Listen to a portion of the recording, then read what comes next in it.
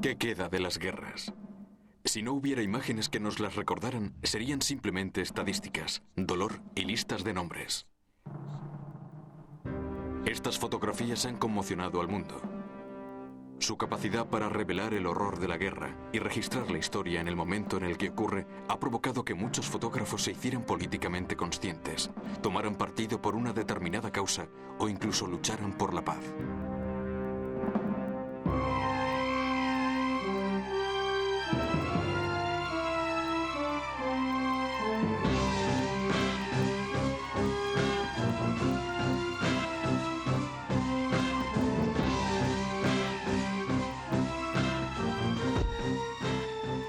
Historia de la fotografía. Fotógrafos de guerra. Cuando Roger Fenton, el primer fotógrafo de guerra, partió hacia Crimea, se había acordado que no fotografiaría muertos ni heridos para no desanimar a los voluntarios.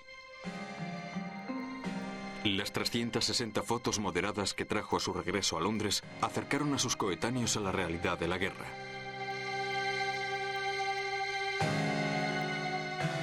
Brady cubrió la guerra civil estadounidense. Cuando estalló, se construyó un laboratorio móvil, abandonó su estudio de Nueva York y se dirigió hacia Virginia. Su equipo tenía su propio vagón al que los curiosos soldados llamaban ¿qué es eso?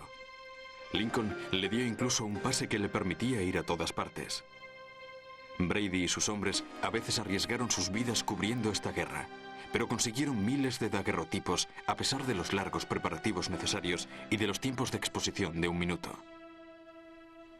Las fotografías son trágicas, los muertos y los heridos aparecen desperdigados por los campos de batalla. Estas fotos causaron un profundo impacto en el público en general, que se enfrentaba por primera vez a los horrores de la guerra. La guerra tiene vínculos muy estrechos con la fotografía, porque genera situaciones extremas. Hace que los hombres reaccionen de una manera muy expresiva, por decirlo así. De modo que la guerra y la fotografía son una extraña pareja, pero una pareja en cualquier caso. Yo creo que la guerra produce obras de arte fotográficas e informativas que no vemos en épocas de paz.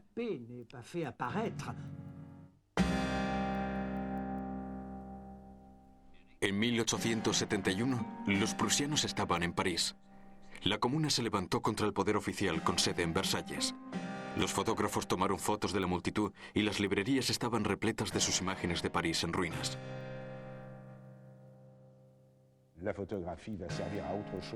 La fotografía no fue utilizada solo con fines ilustrativos. La policía confiscó las fotografías de los comuneros en las calles para intentar identificar a los que habían escapado de la masacre, para encerrarlos o deportarlos a Nueva Caledonia.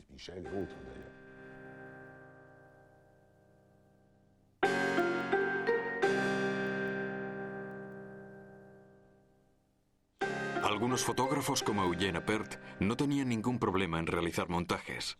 En esta imagen de Versalles, todos los muertos son actores. También debemos tener en cuenta que en esa época, la gente que veía una foto que parecía real, creía que era real. Y sin embargo, todas esas fotos de los crímenes de la Comuna eran montajes. Eugene Appert representó todas esas situaciones y sobre cada uno de los personajes añadió las caras auténticas de la gente, cuyas experiencias estaba supuestamente describiendo. Eran todo montajes, si bien es cierto que técnicamente magníficos, pero era una forma de propaganda. La fotografía ya se utilizaba con fines ideológicos. La verdad solo salió a la luz mucho después. He visto libros que fueron publicados después de la Segunda Guerra Mundial en los años 50, que presentaban uno u otro de esos montajes como fotos de la Comuna. Así que costó mucho tiempo que la gente aceptara la verdad. La fotografía para fines militares solo apareció con la Primera Guerra Mundial y el empleo estratégico de la fotografía aérea. Al principio, las autoridades intentaron reducir el papel de los fotógrafos. Los censores militares comenzaron por negarles el acceso al frente. Hasta 1916, los fotógrafos no pudieron trabajar con libertad. Mientras tanto, los propios soldados hacían fotos en las trincheras.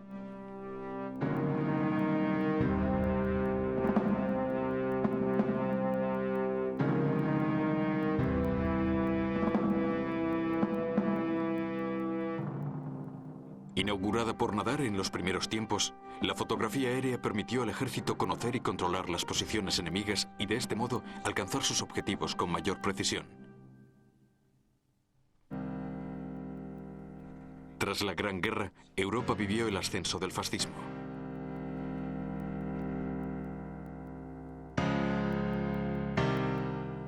En julio de 1936, el alzamiento del general Franco supuso el comienzo de la Guerra Civil en España. Este acontecimiento conmocionó a los fotógrafos de prensa, que se unieron a la causa republicana. Uno de ellos era André Friedman, un joven húngaro que fue de París a Madrid. Más tarde sería conocido bajo el nombre de Robert Capa. Este personaje legendario consiguió una enorme reputación como gran bebedor y mujeriego, siempre presente en la alta sociedad con una modelo en cada brazo. Robert Capa fue un hombre extraordinario. De hecho, cuando alguien me pregunta qué fue lo que hizo a Robert Capa ser un buen fotógrafo, siempre contesto, bueno, fue un gran fotógrafo porque era un gran ser humano.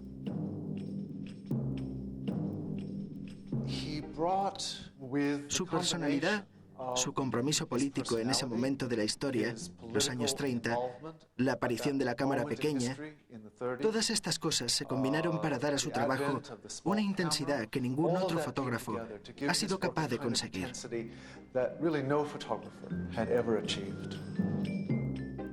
Agazapado en una trinchera, Capa fotografió a un voluntario en el preciso momento en que le disparaban. Envió la película a París y 2 meses más tarde descubrió que la foto había dado la vuelta al mundo. Ahora conocemos, hace solo unos años, la identidad del hombre de la fotografía. Se trata de un hombre llamado Federico Borrell García, que murió en una batalla que tuvo lugar al norte de Córdoba, en septiembre de 1936. Y de este modo, la polémica generada en torno a esta fotografía se ha resuelto definitivamente a favor de Capa. Hoy a menudo, los fotógrafos especializados en cubrir guerras van a donde su editor les envía. Pero Robert Capa dijo una vez que él no estaba dispuesto a cubrir cualquier guerra, a no ser que se sintiera muy comprometido con uno de los dos bandos. No estaba dispuesto a arriesgar su vida a menos que, como él dijo, amara u odiara a alguien que estuviera involucrado. Y ciertamente la mayoría de las guerras que cubrió formaron parte de la gran lucha contra el fascismo de los años 30 y 40 en la que él estaba muy involucrado personalmente. Capa fotografió la guerra española con su amigo David Seymour, conocido como Chim. En 1947, los dos fotógrafos fundaron la agencia Magnum junto con Henri Cartier-Bresson y George Roger.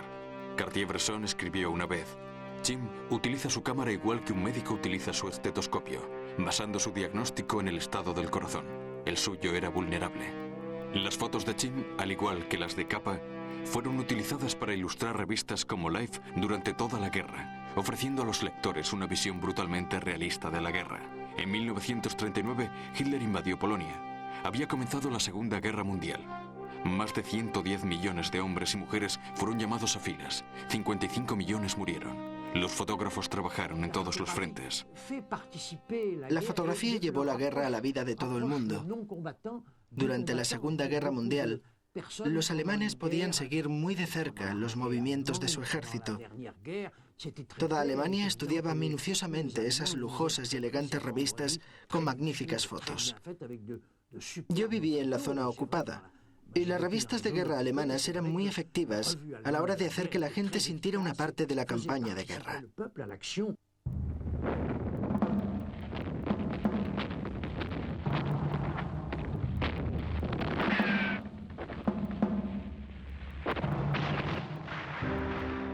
En junio de 1941, la Operación Barbarroja envió a las tropas germanas a las vastas llanuras de Rusia. En el frente oriental, aunque había fotógrafos presentes, el gobierno suprimió todas las imágenes negativas. Conscientes de su potencial, preferían utilizarlas para glorificar al ejército. Waltermans, que era un fotógrafo de prensa del Ejército Rojo, recibió el título de soldado fotógrafo, pero no pudo distribuir esas fotos extremadamente realistas hasta después de la guerra. Otros fotógrafos se unieron a la agencia oficial TASS, incluido Evgeny Kaldey, que solo tenía 20 años en aquella época y cuyo trabajo fue apreciado por Stalin. Durante la guerra estaba más interesado en los hombres que en sus hazañas heroicas.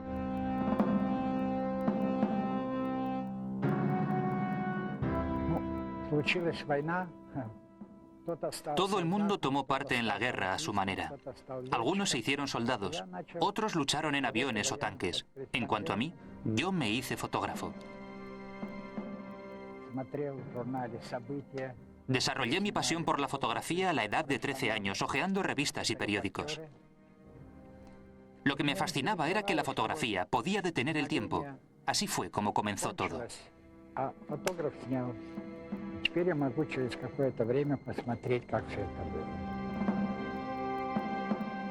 Los nazis mataron a su padre y a sus 3 hermanas arrojándolos al pozo de una mina.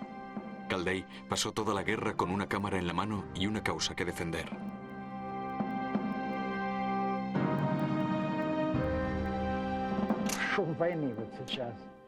Cuando veo esta foto, todavía puedo oír los preocupados murmullos de la gente y su conmoción por el comienzo de la guerra.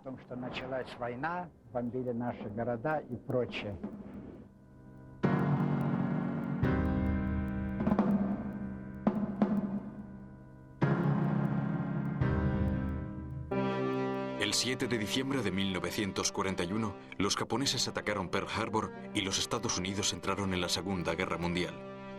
Para asegurarse el apoyo público, las autoridades norteamericanas reclutaron a famosos directores de cine, escritores y fotógrafos. Hasta 1943, la censura militar fue muy estricta. Tenían miedo de que las imágenes pudieran minar la moral americana. En realidad, la impulsaron. En el Pacífico, el fotógrafo estadounidense más famoso fue Eugene Smith. 13 combates y 23 bombardeos. Al igual que él, fotógrafos de todas las nacionalidades cubrieron las operaciones militares. El mundo libre solo tenía la fotografía para ver la guerra y soñar con la paz. Los marines desembarcaron en Iwo Jima. Esta famosa foto impulsó a los Estados Unidos hacia la victoria. Las 6:30 de la mañana del 6 de junio de 1944.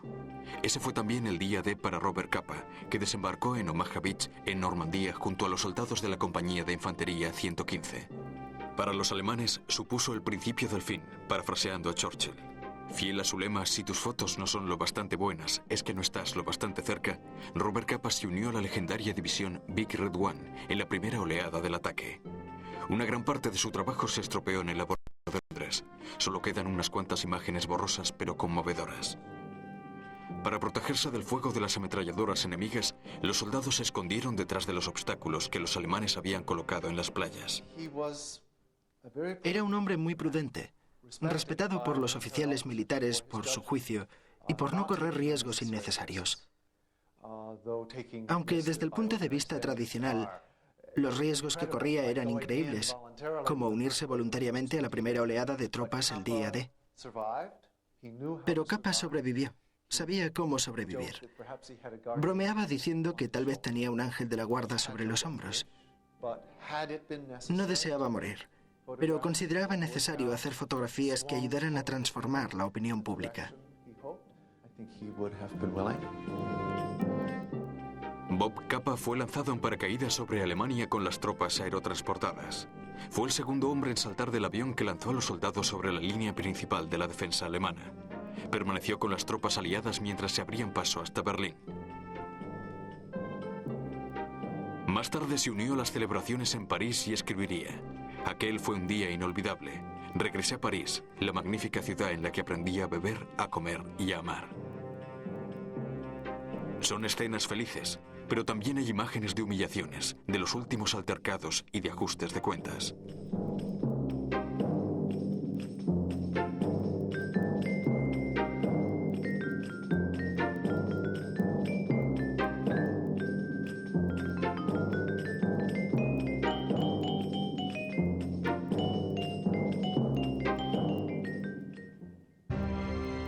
El inglés George Roger se convirtió en corresponsal de guerra para la revista Life gracias a sus fotos del bombardeo de Londres.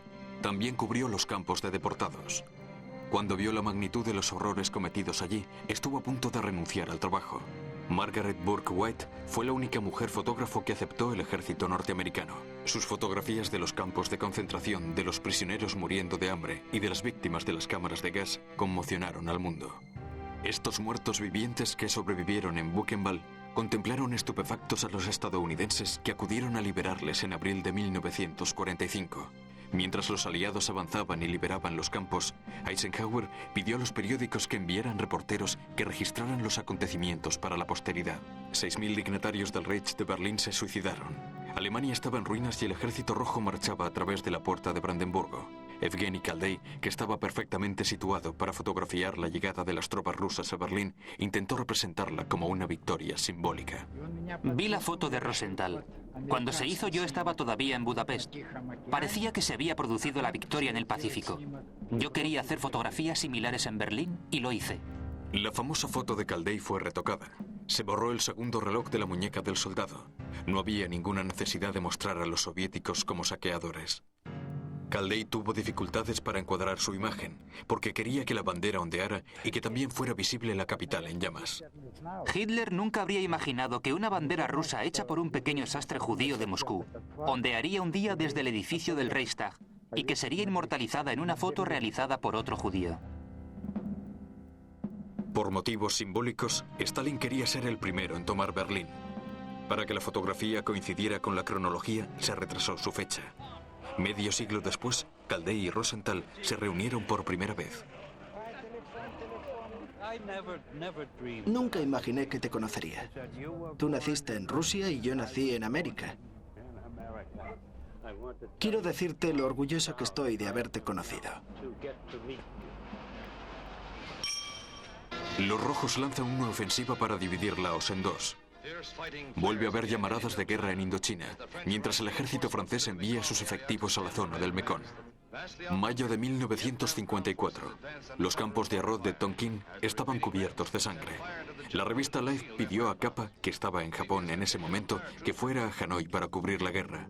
Para entonces, Capa era un veterano de 20 campañas y había sobrevivido a las batallas más violentas de la Guerra Civil Española y la Segunda Guerra Mundial. Pero el 22 de mayo de 1954 se le acabó la suerte. Unos segundos después de hacer esta foto, una mina terrestre hizo que saltara por los aires en la carretera entre Namdin y Tay Binh. Daniel Camille era un sargento de paracaidistas de 25 años y fue testigo de la batalla de Dien Bien Phu. Cuando comenzó Dien Bien Phu, era alto secreto, por supuesto. A nosotros nos confiaron el secreto y nos lanzaron en paracaídas. Se eligió un fotógrafo y a un cámara para que saltaran con la primera oleada. Estábamos desarmados y tuvimos que correr para salvar la vida porque nos encontramos con el Viet Minh. Así que corrimos desesperadamente a través de los campos de arroz. Y creedme, cuando no lo han cortado, es muy difícil atravesar el arroz.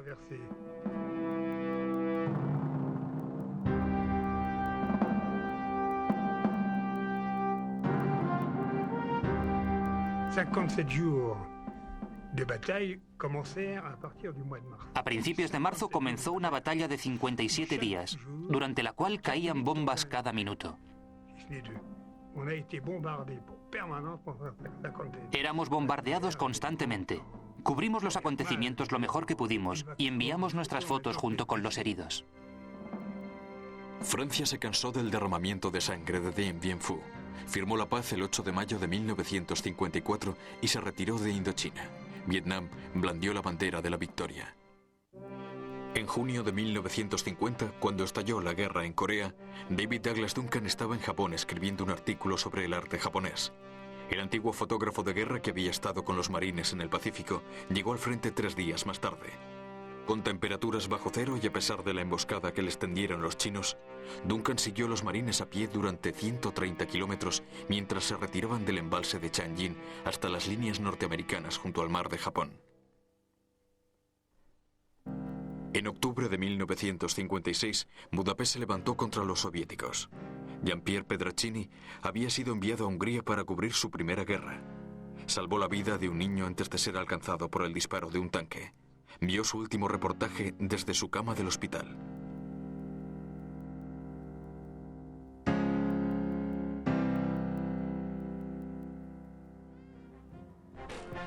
Los 60 fueron una época despreocupada. La guerra era un tema tabú. Sin embargo, a pesar de la censura, algunos fotógrafos intentaron alertar al público de lo que estaba ocurriendo cerca de casa. Claude Dasoulet, por ejemplo, fue enviado a Bizerte, en Túnez, para cubrir una breve pero violenta guerra. Después vino la guerra de Argelia, un largo conflicto que resultó difícil de cubrir para los fotógrafos, porque nadie sabía dónde tendría lugar la próxima confrontación. Azoulay, que creció en el norte de África en un país en guerra, vivió 20 conflictos en un periodo de 40 años.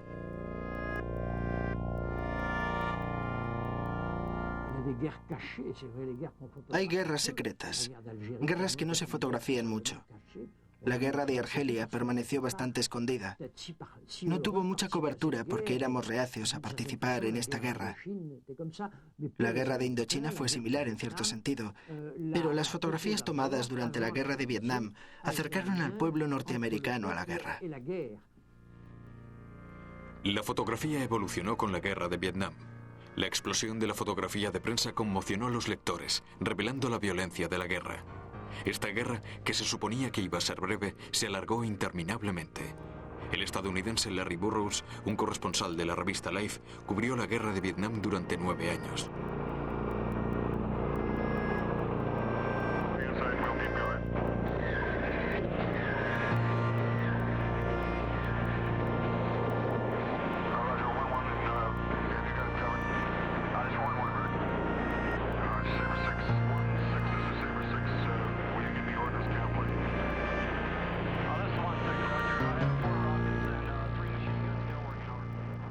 Sus fotos eran crudas y crueles.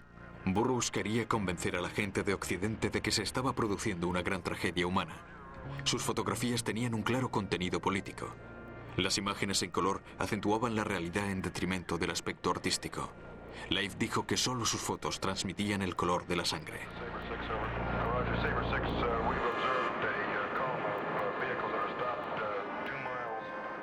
Cubrió toda la guerra junto a los soldados y murió en una operación de helicóptero como esta.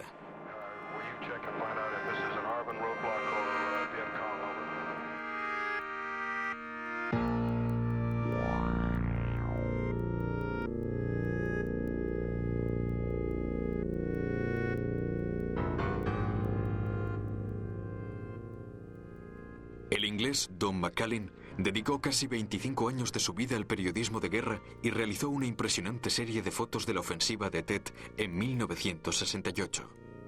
Sus imágenes retratan las horribles condiciones en las que los civiles sufrían o morían y ayudó a cambiar la opinión pública.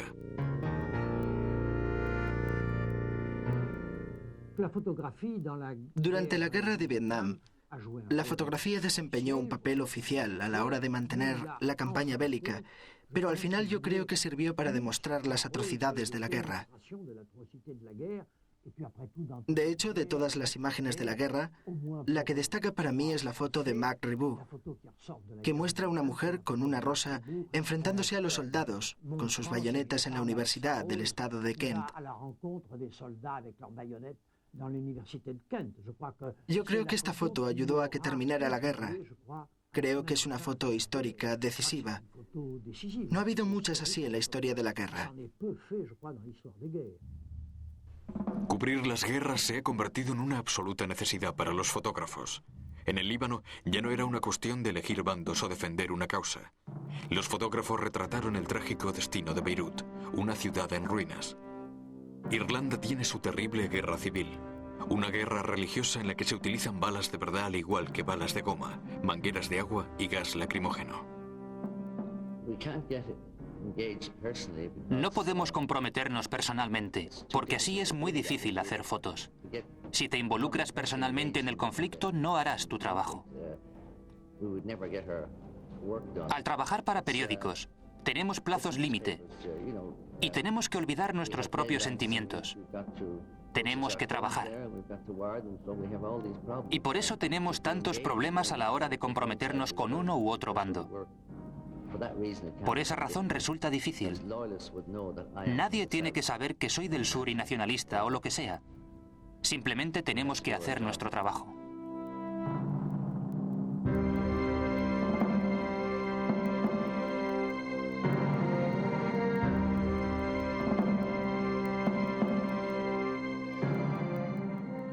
La complejidad de los conflictos locales o religiosos significa que los fotógrafos ya no pueden defender sus ideales.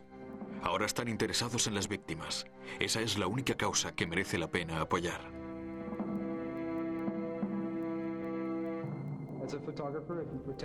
Como fotógrafo intentas proteger solo a los inocentes, Pero no se puede olvidar a los culpables, y esto lo hace todo más fácil.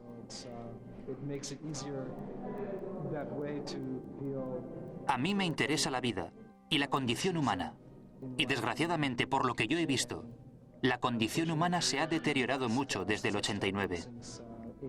Y eso es a lo que he decidido dedicar mis esfuerzos.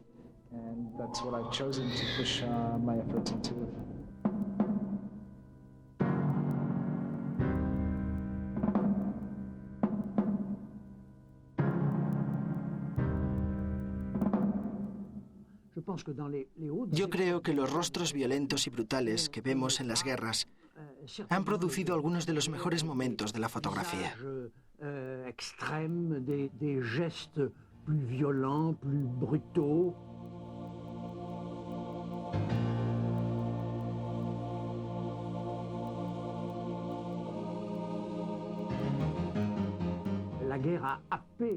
Algunos fotógrafos realizaron sus mejores trabajos en épocas de guerra. Esto se ve claramente en Robert Capa durante la Guerra Civil Española. La guerra y la fotografía forman una pareja trágicamente estable.